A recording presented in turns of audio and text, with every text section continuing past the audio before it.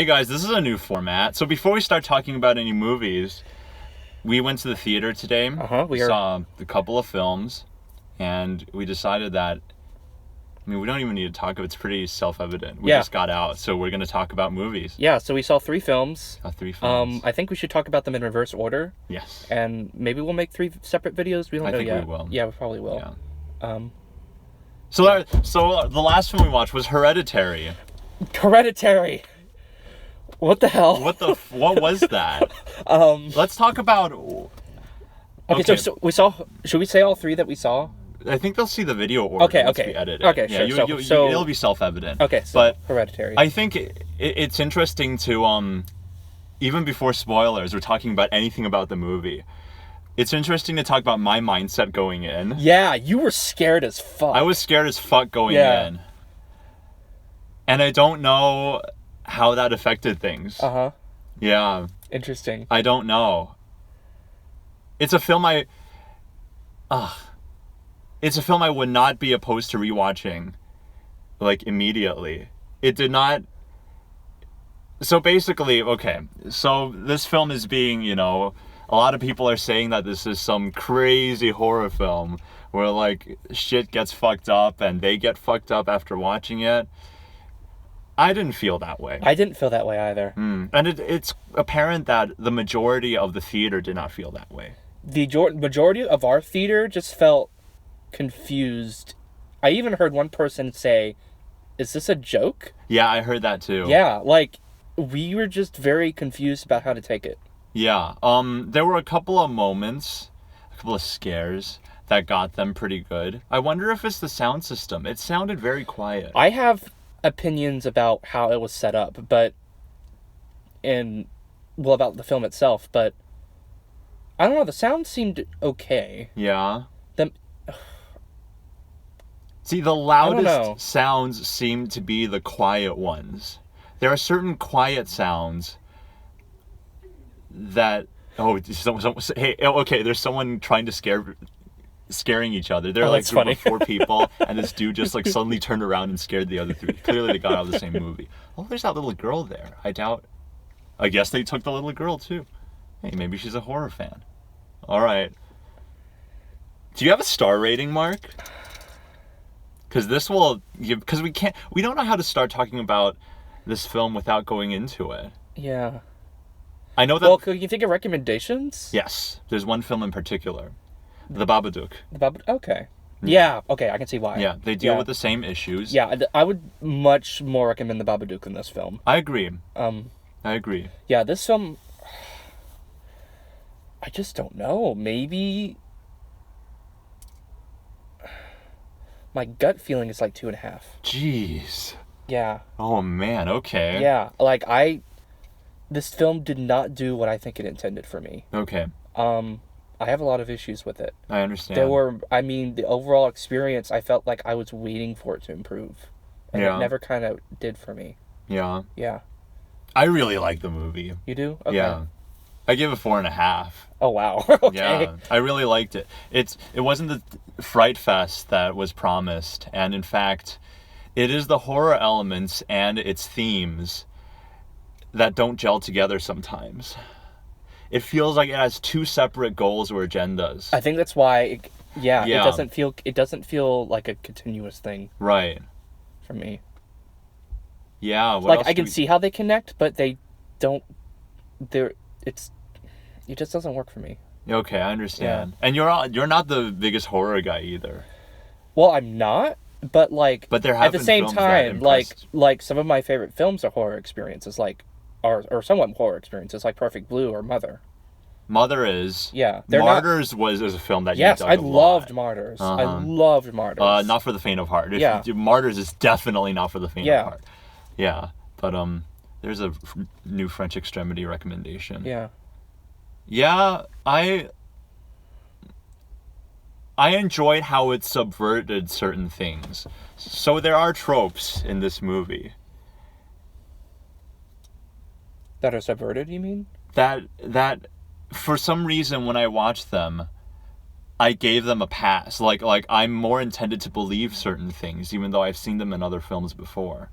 I don't know if if we'll ruin the experience for anybody who watches this video at this point, because I feel like I'm going pretty deep into things. Okay, Toni Collette's performance is commendable. I think she's pretty good. She's quite good. I might still prefer, I think Jennifer Kent is the Babadook actress's name. I can't look up things. Jennifer Kent is either the director of the Babadook or the main actress. I want to say she's the main actress, but I prefer her performance more, whoever the lead of the Babadook is. She gave a much more... Yeah, it's how the film and the horror present itself. I leave this film questioning what it was trying to do, and I have guesses, but I'm not sure. And that's kind of what I'm having trouble figuring out with this. Like, I understand what its themes are, but not what its aim is. Okay. Like, again, it's hard for me to make that guess without really spoiling anything, so I can't really say without spoilers, but... Yeah, it just leaves me very unsure. Okay. And, yeah. Yeah, it's pretty weird.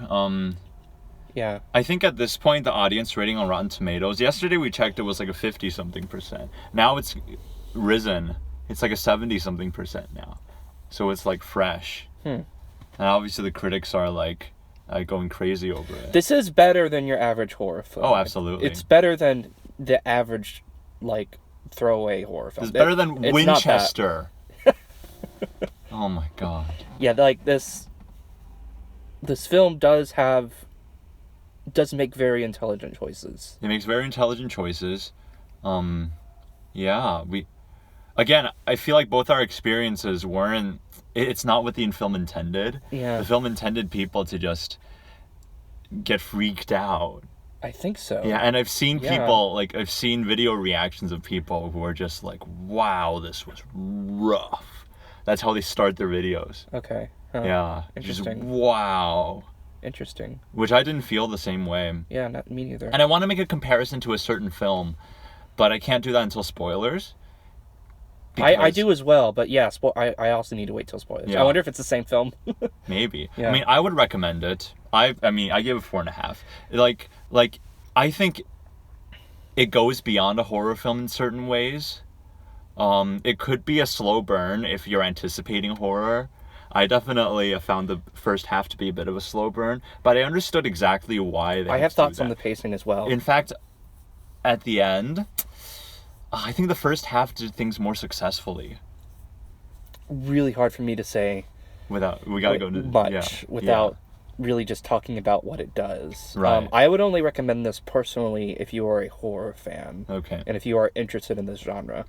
If you're an A24 fan... Oh, yeah, that too. I mean, this is not Laggies. This is not a bad film in A24's category. But, you know... Yeah, it's just a challenging film. Yeah. Is it partly what excites us to go see films like this? Because it makes... Because it's either might be something like Mother or Book of Henry that's... we always end up remembering, or it's something like this. It's like, what? That's funny how we mentioned Mother and Book of Henry in the same category, the same sentence. Yeah. Hey, both very polarizing. Book of Henry maybe too negatively so. Yeah. But yeah. Before we go into spoilers, I have to ask you one thing, Mark. Yeah. Did you think this film was a joke? Oh, no. Okay, cool. No. Cool. There. Not at all. Yeah. But according to certain Twitter users, the right crowd can make this experience fucking crazy. Like crazy in a good way? Like, everyone was screaming. Oh, I can see that. Yeah. It's just... I think it has to do with the viewers themselves. It has to do with the crowd. Yeah, and there was one point near the end in our group where everyone started laughing. Well, okay, and it killed the mood. No, it did. I thought it killed... Well, I mean, it made it for a very different kind of mood. And granted, it was like... But I think at that point in the movie... At that point in the movie, things had... Well, it's hard to really say, but we'll talk about this. Yeah, it's... Yeah. No, I'm talking about, like, your upbringing. I'm talking about, like, how you'll be affected by this film is very much, like, in your upbringing. Yeah. And what really scares you as a person. What scares you as a person. Not just in cinema. Yeah. That is a fair point. That is a hint to what film I'm about to compare it with. Oh, I might have an idea. Yeah. Yes. Okay, I definitely see that now. Because Yeah. I know what you're talking about. Okay, we should get into spoilers so we can talk about that. Okay, sure. Okay, yeah. Spoiler time. Okay, so... Oh, we didn't clap. I guess that could be our clap. Well, actually, there's no audio to sync, so there's nothing to clap. Oh, there's no reason to clap. Well, no, I've been clapping off camera and cutting it out because, yeah, but... I just made the shit click. Yeah, I just made the video clip for no reason because of my clap. No, it's fine. It's fine. Yep. Okay, yeah, let's do spoilers. Let's do spoilers. Yeah. Yeah. Okay. Okay, at this point, stop. Yeah, stop watching if you haven't seen it or if you want to see it and you don't want to be spoiled. Because we're going to go full into spoilers. Yeah. Okay. Okay, here we go. That clock was intentional. Now let's talk about the movie. The clock I just... Okay. Okay. At first, I was going to mention The Exorcist. Yes. That's the film? Okay. And what is your line of thinking that you might be scared by the supernatural or like by the paranormal? It's not necessarily the paranormal, but like the religious... like the religious sort of... See, that's the thing. Is it that? With The Exorcist, it's more religious. I see it with this film. You don't have to be into like religious stuff or demons sort of like, in particular. Well, it's sort of like the fear of the dead, because this is a lot about death. That's true. And the themes center around grief, mm-hmm. but they combine with the idea of death. Yeah. In a way that's also I wouldn't say very connected to paganism. I think that's the film just throwing shit in. I'll get into the paganism later, but what I think it really taps into is like after a loved one dies, because the film is called Hereditary. Uh-huh. It's about like the family line. It's very much about after someone dies, whether they still have an imprint in this world or in the family. And I think if you're really spooked by that, like I know a church member, a lady who goes to the church I work for. She literally claims that she sees ghosts on a regular basis. Huh. Okay. Where she sees like the ghost of some cat in the corner of her eye that once lived there. So I imagine if she sees this film, she would like just go berserk. Yeah, I can see that. It's specifically that, and I think this film does it more successfully than The Exorcist because by the 20th minute you hear young Reagan speak like a grown man who smoked too many cigars. It's not scary anymore. Yeah, I feel like there were times at this film where I understood what was happening. Mm-hmm. Like there was a very specific moment where she opened the book and started reading this stuff about the demon trying to possess the male person. Yeah. Like as soon as like they revealed that information, it was like, oh, okay, so this is about a spirit trying to basically empower this family. Once that mystery was killed, it didn't become scary for me anymore. It became much more like a drama. Okay. Yeah, I'd say this is more of a drama from the beginning to end. Yeah, this does. It felt much more like a drama than a horror film. Yeah. It felt like a kind of a horror... It's like a grief drama. It's like a grief drama, yeah. Which the Babadook is too. The Babadook is too, but it incorporates the horror elements very much more nicely into it. Absolutely. Like, it's so much better integrated there. And, yeah. Like, especially in the first half and the middle third, I kept questioning myself. Like when the main event happened, like when the kid dies. Yeah. Like I asked, oh my god, wow. But wait, why did we do this? Why are we here? Why are you taking us through this traumatic experience? Why, like, what's the payoff for us as like audience member for us to learn from that? Like, is it just exploring grief, or is it like it almost seemed to be using grief as an excuse for the horror at times. Oh, okay. To me, which I'm sure was not his intention, but it came off that way because I didn't really understand really why the horror was there and how it connected with the themes. Okay. Until like really the end where it becomes more clear that it's like about what's really going on. Well, to me, I thought it was pretty clear. It is about, like, the dead lingering from the very first time she sees... By the way, the scariest thing in this movie is that very blurred, like, grandma in the distance in the dark. I think that's the thing that creeped me out the most. Yeah, that first scare was one of the most effective. First scare, Yeah. and there was one other time it happened near the end where you see the grandma again. Just like in the background. And I think that's the same thing, like there's an episode of Courage the Cowardly Dog that everyone talks about with Return the Slab, King Ramsay's Curse. Do you know that? Mm-mm. Okay, so that one, they specifically use, so King Ramsay is this pharaoh who like comes back, and like Courage's adoptees, or adopters, not adoptees, adopters have this ancient Egyptian slab that they want to sell. And then every time they open the door, King Ramsay is always at the distance, and it's this really weird CGI blur just moving very irregularly. And so I watched this very later in my life, so I wasn't too scared by it. But after seeing this grandma, I totally understand why thousands of kids were traumatized by King Ramses when they were younger. Because it's the same effect, where you're not sure what you're seeing. Yeah. Yeah. But that's my favorite scare. I liked the sequence where, I mean, this is done so many times, where you're not, like, she keeps on waking up. She wakes up twice in a row. Like, I thought that part was pretty good.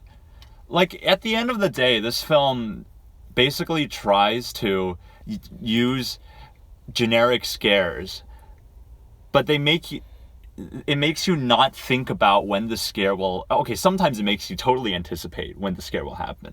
But when it got me was when there was something else on my mind, and the movie successfully like diverts me from thinking about what scare is coming up. For example, one of the clocks when she's driving in the car, I was trying to process what had happened in the film's events, and then that clock got me really good. There was another scare where I think someone's literally reading or speaking on the side, and it just went on and on and on, somebody speaking. I forget. I can't remember the details. Oh my gosh. Someone was either reading something or speaking something on the side. And then something happens, like a sound. Oh, boom. like in one of the classroom shots? I'm not sure if it was the classroom shot. No, it was something in the family. Someone was reading something. Someone was speaking, like just rambling on and on and on. And I'm like, oh, I see. I should be anticipating a scare, but I'm listening to this ramble. Boom. Okay, it got me. Yeah. Yeah, it's scare-wise. That's pretty. I mean, there's disturbing images. That's I'd say that's generic horror done just a little better. All the gross shit. And like the scene where like the mom is hovering on the ceiling and then she just pops out. Like that was my least favorite scare, because that's the one where you just see. By that point, I was just sort of like, okay, yeah, we're just into full spirit territory, and had kind of disconnected from the film, to be honest. There's a way they could have done it better though. Yeah, I agree. There's a way they could have, I don't know. Yeah. There's a way they could have made us feel more uneasy. Well, I feel like they were trying to like go for that final push with having like the naked people and having like the stuff that literally makes you go just, what the fuck? That's like The Shining with the dog and the man. Yeah. Yeah, that's very much that stuff. The first time I was like, whoa, that was weird, but that shot was so, like, it's clear we're approaching the end of the film. I think they placed the naked people at the wrong spot. Yeah. I think at that point, like, you know, like any new imagery is just like, oh, you're just doing that. Yeah. Yeah. Like the peak of the horror. Oh, one scene that really worked for me, and that's only because of the actor, was when Peter smashes his nose and does the arm twist in the classroom. Oh, yeah, that was pretty effective. Because his face. Yeah, he had a great face for that. I mean, that's something you don't laugh at. And I actually wanted to chuckle when, like, Peter wakes up at night and then you see the mom float. Yeah. I was like, okay, I can see how that's disturbing. And then I held my laugh in. But it was just a little chuckle. Yeah. So that's much about the scare. But, like, see, I feel like I was saying how the agenda of this film is twofold. One is to, like, explore grief, explore, like, the paganism. Okay, actually, I'll put the paganism in the second point, but it's about exploring grief. It's about exploring family and these deep themes. And the second one, I think the film explicitly just wants to subvert things. It wants to subvert the haunted house trope, because this film is a haunted house movie at the end of the day. And you have the seance, you have the medium, but that's the stuff that I thought the film did really well. It made me believe it. Like the first time you see Joan, the woman, I'm like, oh god, they're going this route. But then very soon, maybe it's because of the acting, maybe it's because of the deliberate pacing, I was like, I'm buying into it. The medium stuff I did buy into more, I agree. Mm-hmm. But once there became the reveal that the medium, reveal was sort of a trick, then it became sort of borderline connected to the paganism and instead of connected to the grief. It seemed like an interesting transition from one to the other. But it stopped being that once it sort of it revealed itself to be more part of the plot to bring the pagan god, right? Right. Yeah. Yeah, that's where it gets weird. See, that's why I wanted to put the paganism into the second point of subverting things, because there are films that explore, the occult, the weird rituals, and this film probably just wants let's see if we can one up it. Let's see if we can integrate it well enough into this film. Mm-hmm. And I don't think that part was very successful. No. That's why I want to rewatch it. Yeah. I feel like it's almost assuming that we know about paganism. Assuming that we know about paganism, and it almost assumes that at the mention of it, we will immediately be scared. Yeah. Yeah. Yeah. Which, I mean, if you are like that, that's great. I guess, Yeah, I'm struggling a little bit to understand what certain aspects of the film like that are. Which is why also we should watch The Witch, the other A24 film. You know what that film is about? It's literally about a Puritan family settling in the New England territory. And this was during the era of the witch trials. So they believe in witches. Oh, okay. And it's all about whether it exists or not. And they're all alone. And yeah, I want to see, because I feel like that film probably does it better than this. Yeah. If because I feel like, you gotta let us into the psychology of paganism more. This one kind of just throws it at you. Yeah, this leaves the paganism at a mystery. At a mystery? It makes it a mystery and a drama instead of an exploration of it itself. And when you really learn of what's going on, the movie's over. Right, that's very true. Yeah. And then there's the whole thing about the grandma being wanting to breastfeed the young daughter instead of the mother. That was one of the plot lines at the beginning. We're like, oh yeah, the grandma, really having wanting to. Well, it became apparent afterwards that it was because the demon sort of got possessed in the daughter instead of the son. And that's why the grandma connected with the daughter. You realize later, right? Oh man, or you're supposed to assume later. Yeah, this film. I mean, it does the very cool thing of trusting you as an intelligent viewer to kind of figure this stuff out, but I don't think it doesn't really do that. Right. Successfully. It only took me until now to really draw that connection. Yeah. With the young girl and what she's doing. Yeah. I mean, I can give it to the film that they're taking the risk of not flat out explaining it to you. But at the same time, still, because they didn't really explain it, it's harder to see the connection. And I have a feeling that even if they did explain it, it still wouldn't feel as if the two themes connect really well. Right. But, I mean, if the majority of audiences, or at least critics, are being, shitting their pants over this film, then I commend it. I commend the director for doing something that might alienate us, but get everyone else's scared up. Because I can see why it impresses critics, because it's very different for a horror film. Or not very different, but, different than most. It's not your generic horror film by any means. But I don't know. I feel like critics are harsh with horror. Yeah. Critics are very harsh with horror. Yeah, I would expect them to be a little bit more harsh with something like this. Yeah. I don't know. I think there's something we're not seeing. It could be that they're impressed by... You know what it could be? What? It could be critics that are impressed by the drama aspect of it. Going in thinking it's a horror film, then seeing that it's a drama and being impressed by the drama. You might be right, because the Babadook also has a 98%. Yeah. That could be a point. That could be a good point. Oh. Because this film is almost like 2 films in one. It's like there's the grief stuff, and then there's the pagan stuff. Yeah. Well, it gets to... I just don't see it, and it makes me frustrated. Yeah, it's... Yeah. It's... Because the Letterboxd grade right now is a 4.2. Really? Yes. I mean, you know it's going to go back down to 4.1 and probably settle at a 4.0. I don't But we have other film viewers. I don't see it. You know, because this has been one of the most hyped films of the year so far. People going in with maybe the same mindset as me. Uh-huh. They're nervous. They're typing the all-caps scrambles. And they walk out being fully satisfied and fully disturbed. Yeah, I'm surprised we didn't have that experience. No, yeah. Mother was like that. Yeah, I hyped it up. Mother was fantastic. And I was hyped up by it like crazy because everyone was talking about, oh my god, the third act. I knew it was going to be the third act. And that third act still got me. Yeah. Yeah. Yeah, I saw it twice in a theater and it still got me. Yeah. Yeah. Well, that's Hereditary for you. I feel like there are other things.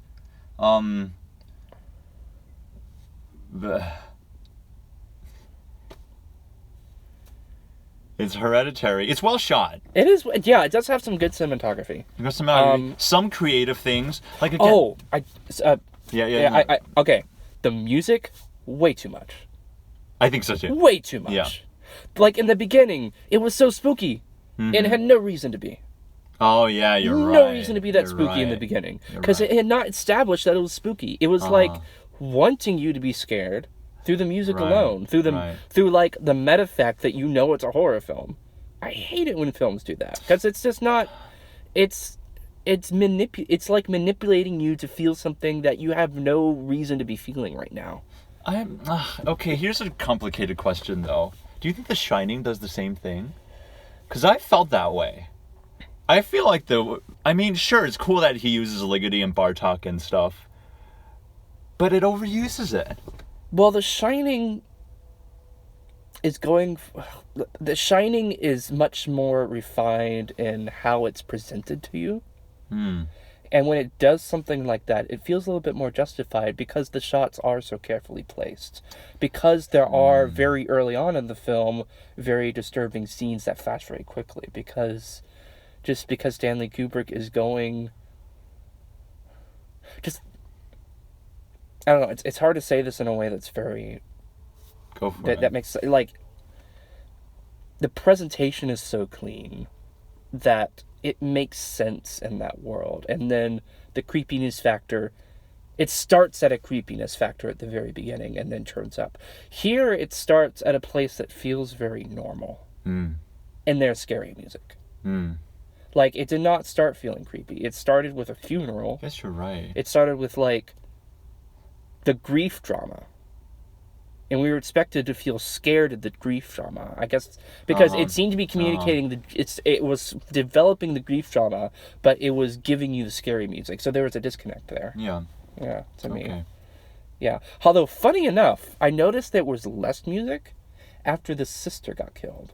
Oh, yeah? Yeah, after the sister got killed, that's when it was more intense for me, actually. Yes. Oh, I agree because, too. like, you're, like, shocked by that, and then you have the traumatizing scenes that are immediately after that, and then you have the aftermath of it that you see. All of those films have no music. All of those moments have no music. Then when the paganism starts creeping in, then the music starts coming again. It's almost as if the balance of when the music comes in and out is like inverse to how scary that the film actually is, which is kind of the opposite of what it wants, which is kind of weird. I guess it didn't bother me that much. Yeah, well, I'm real sensitive to it just because I make film music. Yeah, and I have kind of specific opinions about what I like in film music. Oh my god, this thing is. But this bright is really like this thing is really stinging me. What do we do? Yeah, maybe we have this light. Maybe for the second video we can try adjusting some stuff. Oh gosh. Okay. It's a lot. I agree. It's like literally causing pain. It's stinging my eyes. Really? Yeah. Yeah. We should probably like. Oh, maybe we're dark. even. We dark? We are a little dark. No, I mean you're a little dark. We're a little dark actually. No, now I can't see because my. This could work. Yeah, I think we can just do that. I mean, Midnight Screenings doesn't have that. Well, they have like a thing of light that's... A little bit. A little bit. Maybe. I don't know. Yeah. Like, maybe that? I don't know. I actually can't see because the middle of my iris is... Right, exactly. Yeah. Oh, it's like burned a hole in me. Yeah. Ugh. Okay, let's do it that. Okay. Yeah. Yeah, I didn't think that was too much of an issue. I always like it when the scares don't employ too much loud music, so this is definitely not an Insidious.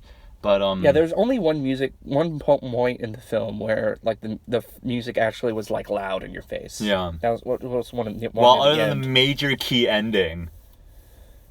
The major key with ending the bells. Oh yeah. And like, oh. Well, that's just the main dramatic. Man, that's so weird. Part of what makes the film unsatisfying. Ending. Okay, there are two thick pieces of information that they kind of I think intentionally left vague. One was, I was not sure if they were aware that the son had killed the sister at first. Right. Like, you were sort of like, wait, of course they would know.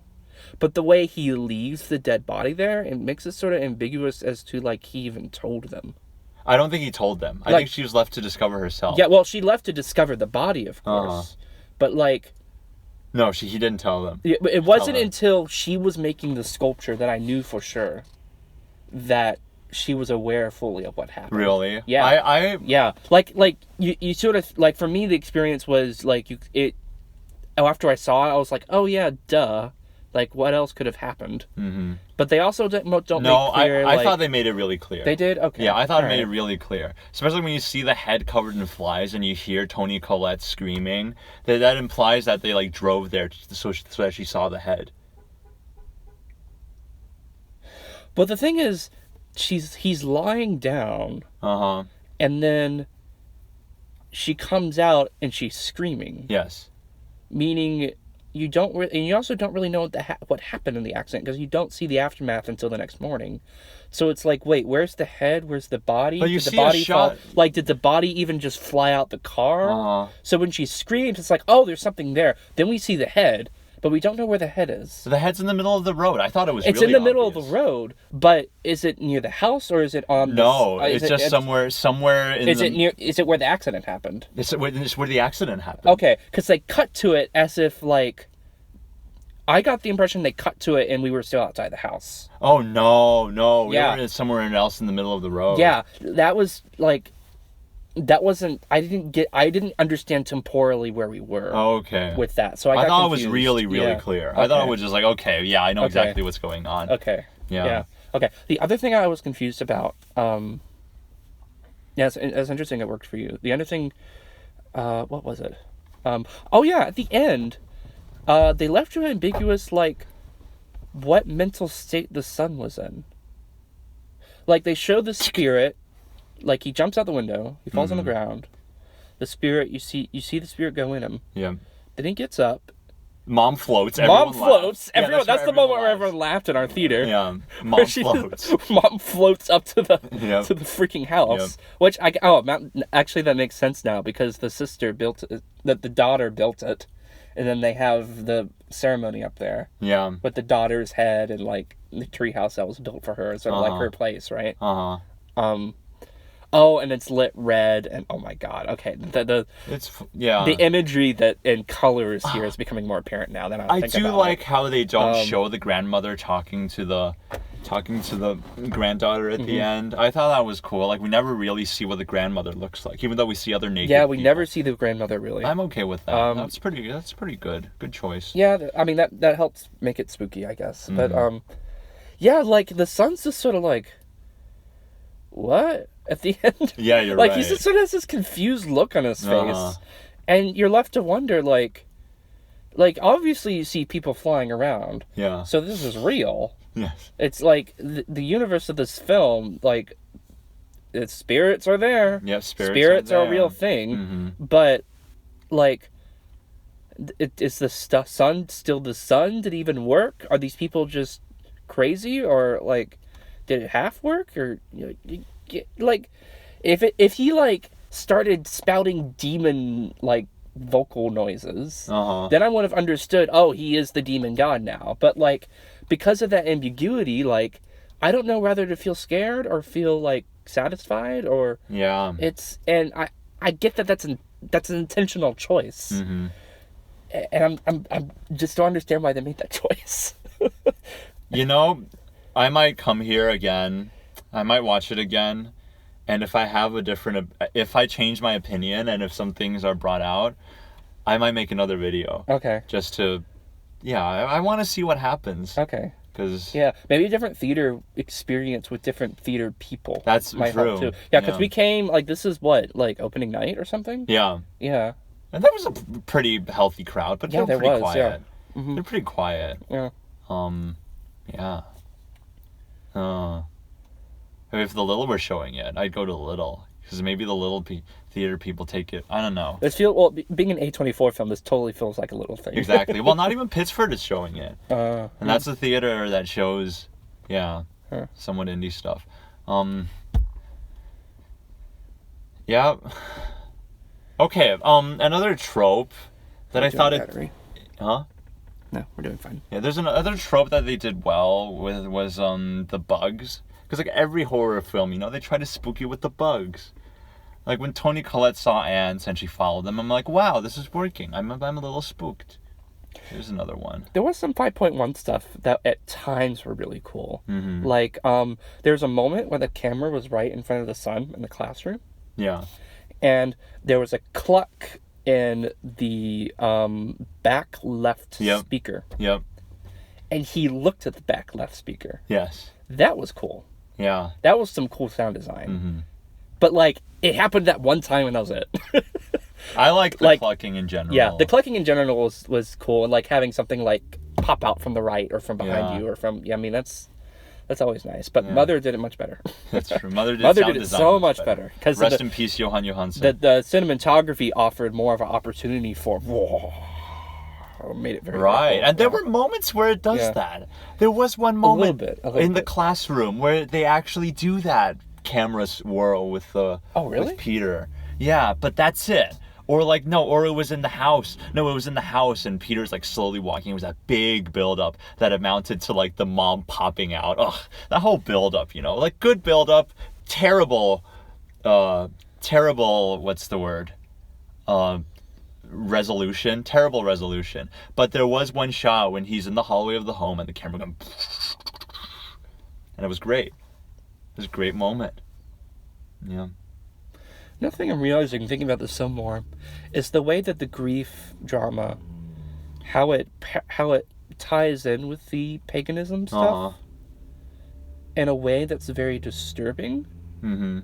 That maybe works, but which is almost absurd to the point that I don't know whether or not to feel it more on like a drama level or like it's a spooky spiritual thing. Like one of the things, there's this continuous thing that the mother wants to kill the son and the son wants to kill the mother, I feel like. I don't think the son wants to kill the mother. Well, it's not so much what I think the son is more scared of the mother. Well, like the son is scared of the mother. Yeah. And like... Twisting my neck a lot. Yeah, like it's this very weird dynamic that like they're out to get each other or something. Mm-hmm. Yeah. I'm okay with that. It's because the son never told the mom that he murdered or apologized. There was that whole dinner table scene where it became really apparent. I thought that worked quite well. Yeah. I thought the scenes with the mom exploring her, or like, just like... sorry. Oh, go on. Yeah. I thought the scenes with the mom exploring her grief, or like trying to find ways to remedy it were really good, and I think that's what made the Joan character really work. But I agree, maybe it could have done without music. But no, actually, no. By the time she met Joan, the music has already died. Mm-hmm. Like it's already in quiet mode. Yeah. But what were you gonna say? There was one drama moment that did not work for me. Which one? Where she comes up and she sees him crawling in ants. Uh-huh. And that was spooky. But then it goes away. It's revealed that she's like hallucinating or sleepwalking or something. Yeah. Then she just blurts out, "I never wanted to have you." Right. That seemed to come out of absolute nowhere. I thought she was possessed. Yeah. Thinking back on it, that didn't make any sense. Yeah. It seemed like she was forced to say it. Yeah. By some other entity. But it didn't come across that way. Really? It came across as like, her just being, like, so mentally stressed that it just came out. Huh. And, like, it didn't make sense for her to do that right then, really. Right. No, it didn't. Yeah. But And resulted in a conversation that felt very forced. Okay. Like, the purpose of it was to, like, it felt like something that's done a lot in really bad films.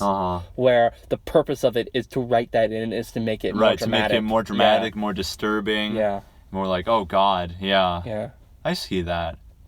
There was another moment that I thought of where, like, they tried to do something disturbing, but I'm not sure if it paid off.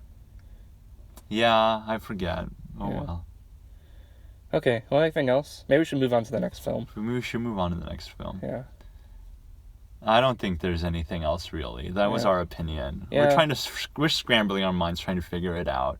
You know, we just got out of it. But this is our first reaction. This is what this channel is. This is it. Yeah. Okay. Bye. Okay, bye. Don't cluck.